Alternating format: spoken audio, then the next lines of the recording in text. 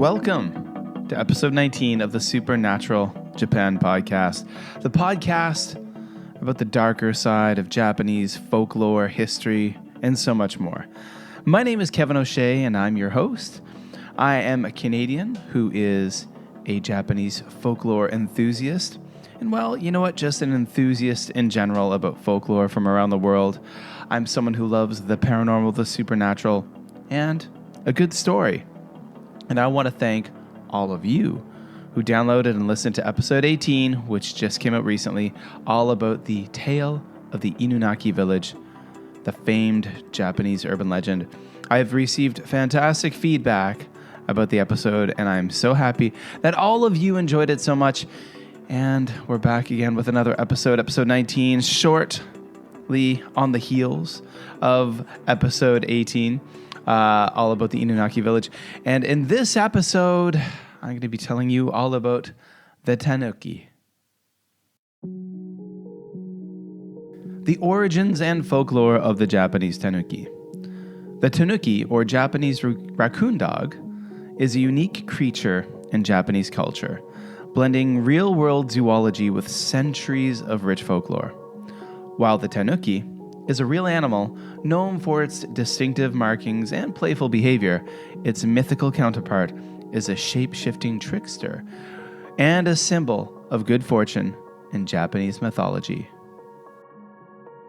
In this episode, I'd like to start things off with a bit of a story. A story all about the Tanuki. This one is called The Trickster Tanuki and the Greedy Merchant. Long ago, in a quiet village nestled at the foot of a misty mountain, there lived a Tanuki named Shirogane. Unlike his kin, who preferred the safety of the forest, Shirogane was endlessly curious about humans. His favorite pastime was observing the villagers, their markets, and their peculiar ways. But Shirogane was not just an observer. He was a trickster at heart, delighting in harmless pranks to teach lessons to the greedy and arrogant. In the village, there was a merchant named Kintaro, who was known for his wealth and his stinginess. He charged exorbitant prices for rice and sake even in the lean times, and refused to help the poor. His storeroom was overflowing with sacks of rice and barrels of fine sake, yet he never shared his riches. One chilly autumn evening, as Kintaro locked up his shop, Shirogane hatched a plan. The Tanuki rubbed his paws together, his round belly jiggling with excitement. "Let's see how much this merchant values his treasures," Shirogane chuckled to himself. The next morning, Kintaro arrived at a shop to find a beautiful golden kettle sitting on the counter. It gleamed in the morning sun, and its surface was intricately etched with the images of cranes and turtles, symbols of prosperity. There was no note, no explanation for its presence. "Ha! A gift from the heavens!" Kintaro exclaimed, with his eyes sparkling with greed. "This will fetch me a fortune!" Without a second thought, he took the kettle to the village shrine to show it off to the priest. "Surely, this kettle must be divine," Kintaro declared. "Bless it for me, so I can sell it for even a higher price." The priest examined the kettle and agreed to perform a blessing. As he chanted, the kettle suddenly sprang to life. To everyone's astonishment, it sprouted legs, a tail, and a furry Tanuki face. The kettle turned Tanuki bolted out of the shrine, leaving Kintaro and the priest gaping in shock. That evening, Kintaro returned home to find his storeroom empty. Every sack of rice, every barrel of sake, and even the pickled plums had vanished. In their place was a note written in clumsy brushstrokes. "Thank you for the feast. Your humble guest, Shirogane." Furious, Kintaro stormed into the forest, determined to find the trickster Tanuki. He called out into the night, his voice echoing through the trees. "Shirogane, you thief! Return my goods or I'll hunt you down!" Suddenly, a soft laugh floated through the air. Kintaro spun around, but all he saw were shadows. "Your greed has made you blind, merchant," Shirogane's voice teased. You hoard wealth, but you ignore those in need. Tonight your rice fills the bellies of the hungry, and your sake warms their hearts.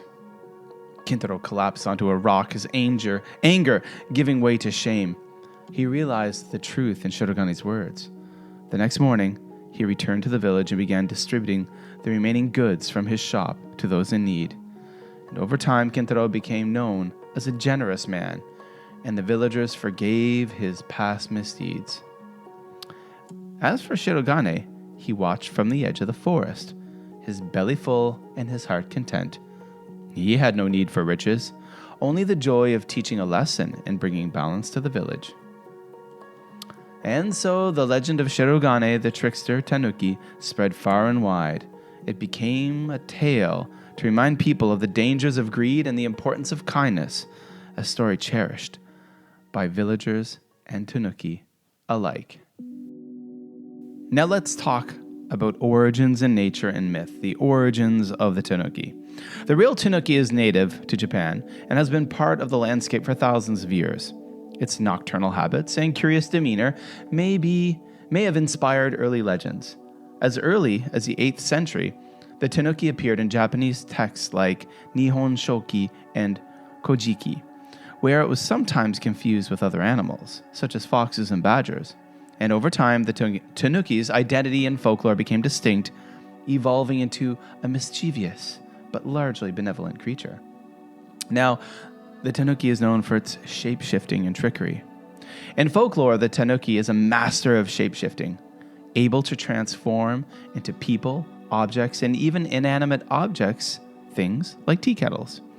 One famous story is the tale of Bunbuku Chagama, where a Tanuki disguises itself as a tea kettle and brings prosperity to its owner.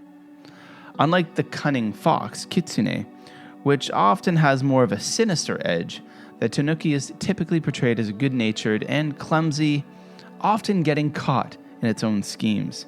Its ability to manipulate reality is paired with a playful and humorous personality. Now, the Tanuki is also deeply tied to prosperity and happiness. Statues of the Tanuki, with big bellies and exaggerated features, are commonly found outside of businesses, particularly restaurants, to attract customers and bring good fortune. These statues often hold a flask of sake and a promissory note symbolizing indulgence and optimism. Now, some of the key mythical features of the Tanuki include a large belly, which is a sign of boldness and abundance, giant testicles, that's right, representing wealth and good luck, often humorously exaggerated in stories and art, a sake bottle, symbolizing generosity and merriment, and a promissory note, a reminder of its sometimes deceitful nature. Now, I personally have a very fond memory of the Tanuki. I can always remember when I spent 4 years working in the city of Akashi, Japan, in Hyogo Prefecture. I would commute to work each day, back and forth, from Kobe, Japan, to Akashi, and on the JR, the Japan Railway. And I would take the JR train from JR Sanemiya Station in Kobe to JR Akashi Station. And in JR Akashi Station, there was a very large Tanuki statue with the very large potbelly and very large testicles. And people, it seemed, would seek good luck by rubbing the statue's testicles. So the testicles were very well polished with the paint off of them and very shiny. I remember it vividly. And right now, as I record this episode, I have sitting in front of me on my laptop a small Tanuki statue, charm, a little fella. Now, my good luck charm, I found it on a street in Osaka, Japan back in 2020, and I now carry him with me whenever I go hiking, and he's often in my backpack or my bag that I carry with me. I don't know, it just seemed like a good thing to have.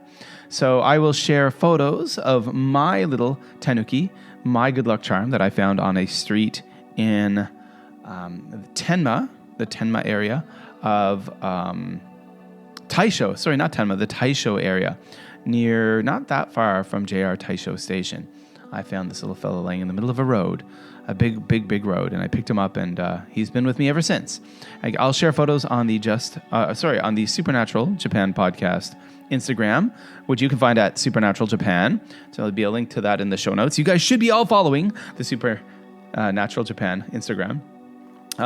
So let's talk a little bit more about modern depictions of the Tanuki. Today, the Tanuki continues to charm Japanese culture.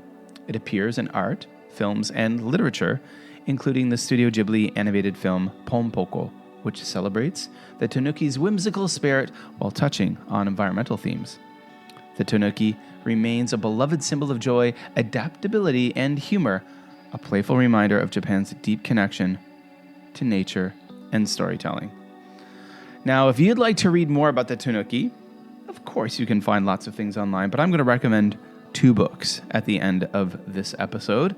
The first book I would like to recommend is by Teresa Matsuda, who is the host of the Uncanny Japan podcast, a fantastic podcast about all things spooky in Japan. She's an incredible author and folklorist. And the book is called The Book of Japanese Folklore, an encyclopedia of the spirits, monsters, and yokai of Japanese myth. The stories of the mischievous Kappa, trickster Kitsune, horrendous Oni, and more, by Teresa Matsuda, illustrated by Michelle Wong. And again, she's the creator of the Uncanny Japan podcast. I'm holding the book in my hand as I'm reading from the cover of the book. I picked up a copy of Teresa's amazing book just over the winter holiday in 2024 at the Kinokuniya bookshop in Kuala Lumpur, Malaysia.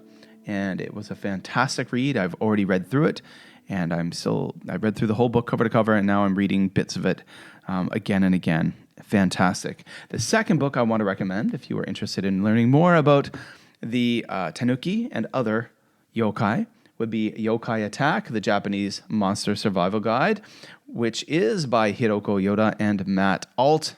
Matt Alt has been a previous guest, as was Teresa Matsuda, on my other podcast, the Just Japan podcast. So go check that out as well. That's another fantastic book. So please go and check those out. Now, also, when you're supporting things, don't forget to support this podcast, the Supernatural Japan podcast. I would really appreciate it if you give us a 5-star rating and a review wherever you listen to us. And of course, you can follow me on social media. I'm on Instagram. The podcast is on Instagram at Supernatural Japan. I, Kevin O'Shea, your host, I'm on Blue Sky at Mad for Maple, on X is Mad for Maple, and of course we have the Facebook group for the Supernatural Japan podcast. Please come on over and join that. All of these links are in the show notes, so go check that out. And that's it for episode number 19 of the Supernatural Japan podcast. Thank you so much for listening. I really appreciate it. And I'll be talking to you again really soon with more amazing and spooky tales from Japan.